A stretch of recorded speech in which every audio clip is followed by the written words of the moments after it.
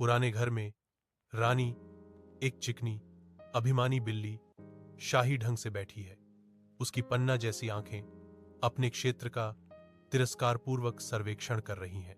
छोटा चालाक चूहा मोटू विशाल शांत कमरे में एक छोटी सी परछाई की तरह सावधानी से बेस मोड्स के साथ सरपट दौड़ता है।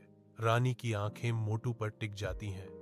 उसकी बिल्ली जैसी गहराइयों में शिकारी रोमांच की एक क्षणिक चमक जगमगा उठती है, लेकिन मोटू की चालाक हरकतें हर बार उसे मात दे देती हैं, जो घर की रानी के लिए टालमटोल और निराशा का नृत्य बन जाता है।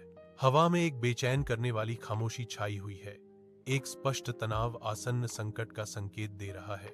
एक तूफान जो अदृश्य रूप से उमड़ रहा है।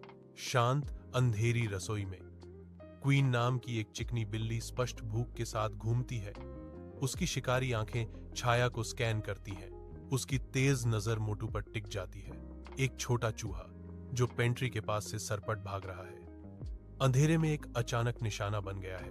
एक तेज अभ्यासपूर्ण छलांग के साथ क्वीन मोटू को अपने पंजे के नीचे दबा लेती है।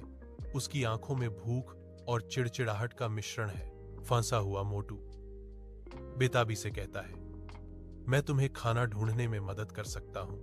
क्वीन स्टोर रूम की गंदी खिड़कियों से छनकर आती रोशनी की पतली धारियों में धूल के कण नाचते हैं, जो शांत हताशा को उजागर करते हैं। छोटा और दृढ़ मोटू ऊंचे बक्सों के बीच एक संकरे अंतराल में घुस जाता है, जो उदासी में आशा की किरण है। वह चावल और बिस्कुट से भरी एक बोरी घसीटते हुए निकलता है। उसके चेहरे पर एक विजयी मुस्कान फैल जाती है। रानी की आंखें चमक उठती हैं। राहत और कृतज्ञता की एक लहर उसे घेर लेती है जैसे ही वह अपने उद्धारकर्ता मोटू को देखती है। साथ साथ वे अपने द्वारा खोजे गए भोजन को लालच से खाते हैं। जैसा कि रानी घोषणा करती है, अब से हम दुश्मन नहीं हैं, हम दोस्त हैं।